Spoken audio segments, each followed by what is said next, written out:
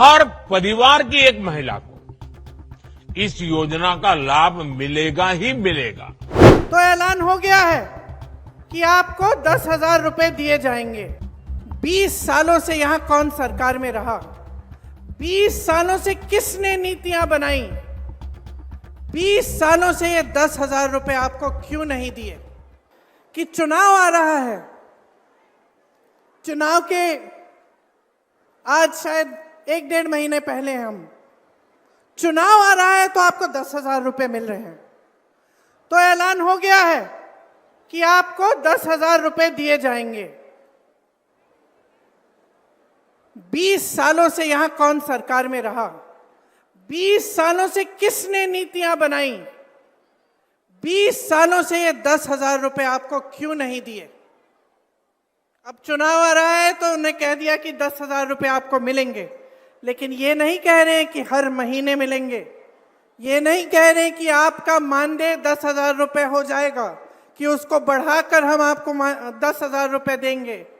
ये सिर्फ ये कह रहे हैं कि अब बड़ी संख्या में हम महिलाओं को 10,000 रुपए दे देंगे। क्यों? ताकि आप अपना वोट उनको दें।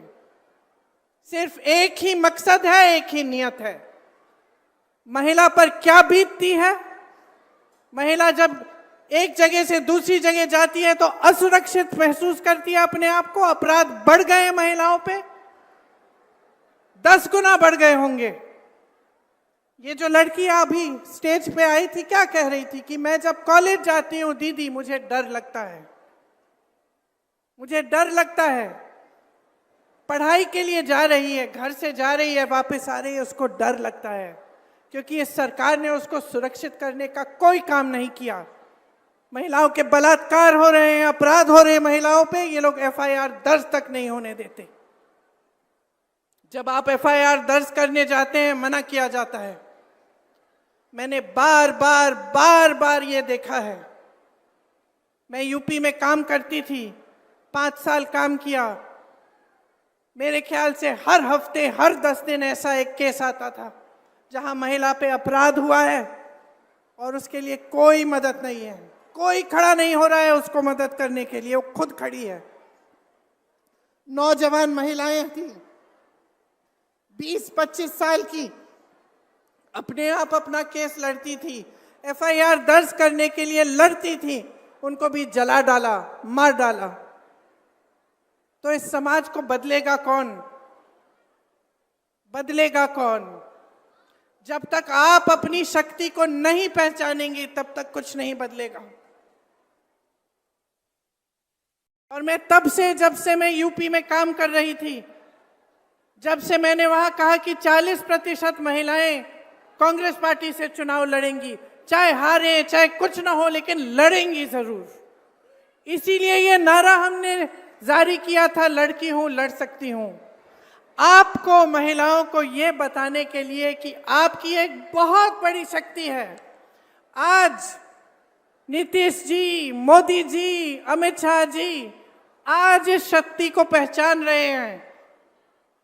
इस शक्ति को पहचान रहे हैं क्योंकि वो जानते हैं कि महिलाओं के समर्थन के बिना वो फिर से सत्ता में नहीं आ सकते। आज उनको अचानक दिख रहा है कि अगर महिला का वोट मिलेगा तभी हमारी सरकार बनेगी। इसीलिए सारी नई नई स्कीमें निकल रही हैं चुनाव से पहले पहले।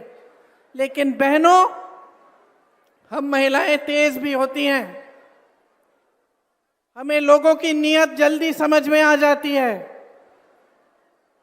अगर हम अपनी बेटी के लिए कोई लड़का देखने जा रहे हैं, सबसे पहले हम उसकी नीयत देखते हैं क्या है, समझ जाते हैं कि किसकी नीयत में खोट है।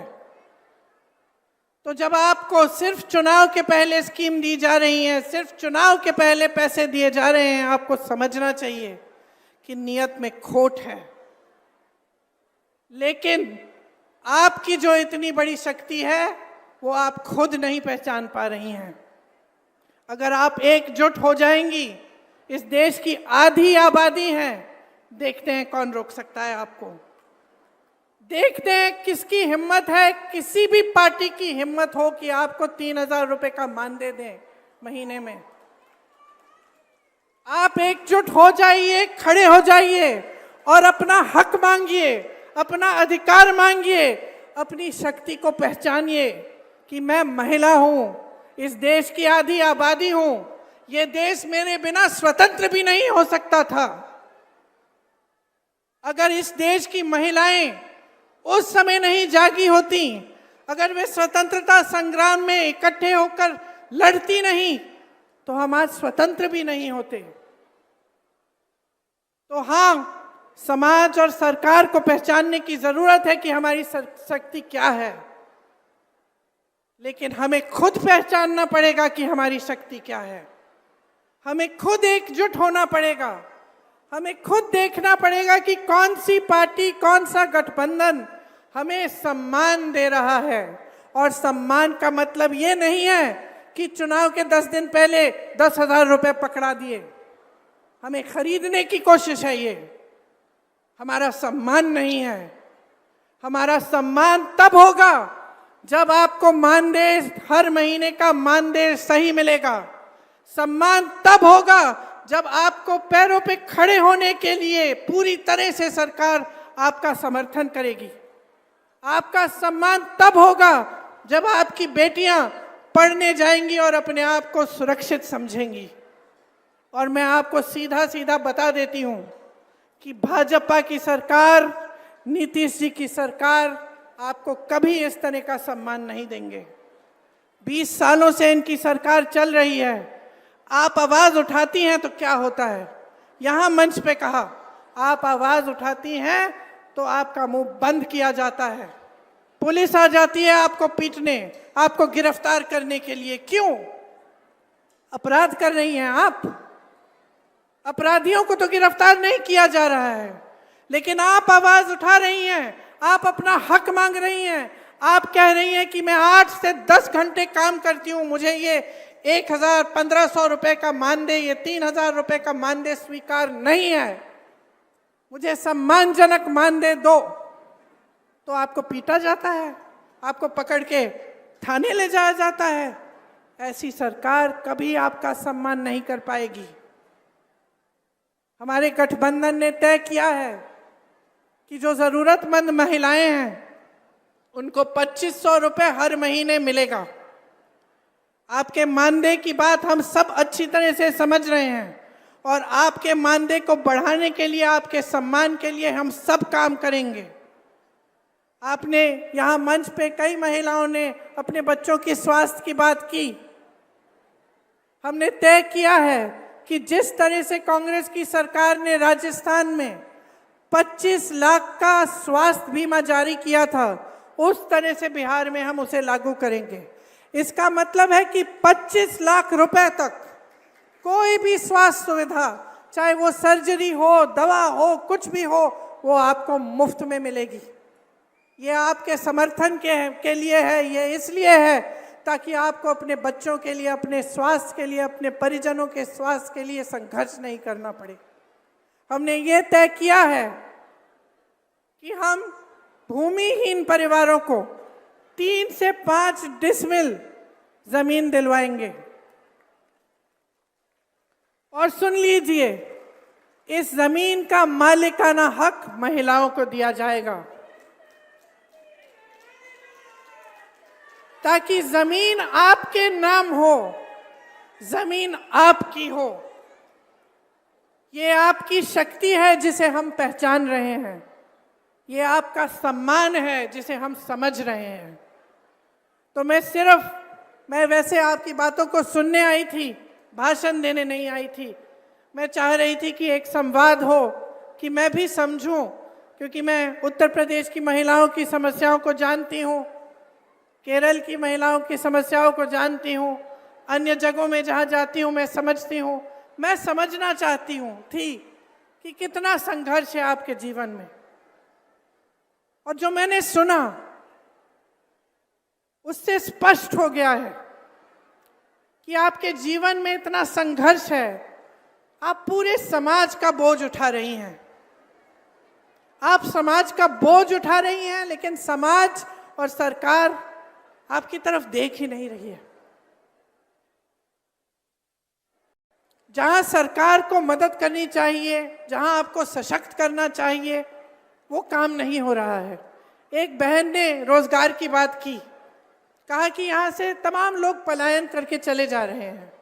इसका मतलब है आप अकेली रह जाती हैं, अकेली सभी संभालती हैं। जो पैसा आता है उससे खर्चा हो जाता है, ऊपर से आप आशा बहुएं हैं, आंगनवाड़ी हैं, आप ये सब काम कर रही हैं, जीविका का काम कर रही हैं, और फिर भी संघर्ष है, अकेली रह रही हैं। तो इतना संघर्ष है, इतना बोझ उठा रही हैं आप, क्या इस बोझ को पहचानना नहीं चाहिए? नेताओं को, सरकारों को क्या आपको नकारा जाना चाहिए? क्या ऐसी बात होनी चाहिए कि भाई चुनाव आ रहा है, चलो अब महिलाओं के लिए जल्दी जल्दी एक स्कीम निकाल देते हैं, 10,000 रुपये पकड़ा देते हैं, हमें वोट मिल जाएगा? क्या ये सही है? मैं सिर्फ ये कहना चाहती हूं कि अपने अंतर्मन में झांको, देखो जीवन क्या है आपका। आप जी रही हो, आप संघर्ष कर रही हो, आप अनुभव कर रही हो। ये मेरी बहन वर्दी पहन के खड़ी है, पुलिसकर्मी है। क्या इसका संघर्ष कम है? कम नहीं है। जितना आपका संघर्ष है उनका संघर्ष है। हम सब बहनें हैं, हम सब के अलग अलग संघर्ष हैं, और ये बहुत जरूरी है कि हम इन संघर्षों को एक शक्ति में बदलें। कि हम जब देखते हैं कि हमारा जीवन का अनुभव क्या है, कि 20 सालों से हमारे जीवन में तरक्की हुई ही नहीं है, बिहार में आपके जीवन में तरक्की हुई ही नहीं है, इतने साल हो गए हैं। कह रही थी एक बहन की 50 साल की स्कीम है, बदलाव नहीं आया।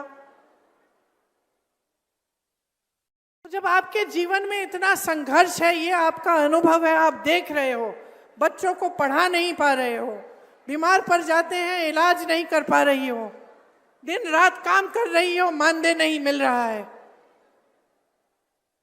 तो अपने मन के भीतर एक ज्वाला जगाओ ना बदलाव की। बोलो ना कि हमें बदलाव चाहिए, कि ये शक्ति हमें महात्मा गांधी जी के संघर्ष ने दी थी, हमारे संविधान ने दिया है, हमें, हमारे पास वोट है, और इस वोट को हम समझदारी से डालेंगे, हम समझदारी से इसका इस्तेमाल करेंगे, हम पूरी जिम्मेदारी से इसका इस्तेमाल करेंगे। कहो अपने आप से कि हमें बदलाव लाना है, सिर्फ अपने लिए नहीं, लेकिन सारी महिलाओं के लिए, अपनी सारी बहनों के लिए।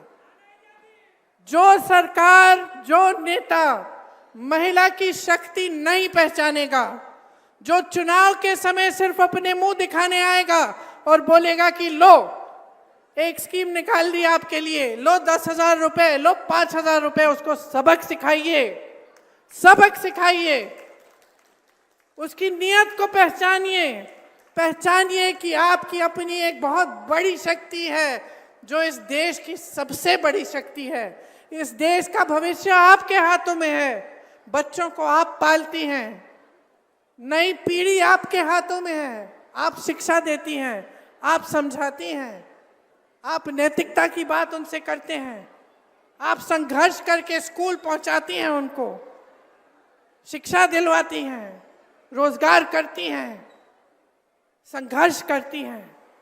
तो मैं सिर्फ इतना कहना चाहती हूं कि अपनी शक्ति को पहचानिए, खड़े हो जाइए, जो सामने आता है, जो स्कीमें आपको बताता है उसको पहचानिए, जो सचमुच आपकी भलाई चाहता है उस नेता को भी पहचानिए। मेरे भाई राहुल गांधी ने पूरे देश में संघर्ष किया, किस लिए? सामाजिक न्याय के लिए। और सामाजिक न्याय में शामिल क्या है? कि महिलाओं को न्याय मिलना चाहिए, कि महिलाओं को सम्मान मिलना चाहिए। इसलिए आज ज़्यादा लंबा नहीं बोलूंगी, सिर्फ ये कहूंगी कि चुनाव आने वाला है, परिस्थितियों को समझ लीजिए। आपकी अपनी परिस्थितियां जो हैं उनको आप समझती हैं, जो चुनावी परिस्थितियां हैं, जो राजनीतिक परिस्थितियां हैं, उनको भी समझिए। और ये समझिए कि इस चुनाव में नीतीश जी और भाजपा की सरकार को आपको हराना पड़ेगा। अगर आप सम्मान चाहते हैं, अगर आप न्याय चाहते हैं, तो एक नई सरकार बिहार में बनानी बहुत ही जरूरी, बहुत ही महत्वपूर्ण है। आप सबने बहुत इंतजार किया, देर भी हो रही है, मुझे लग रहा है कि कुछ बहनें जा भी रही हैं, खाना वाना पकाना होगा, काम करना पड़ेगा। इसलिए आप सबको बहुत बहुत धन्यवाद कि आपने इतनी ध्यान से मेरी बातें सुनी। जय हिंद।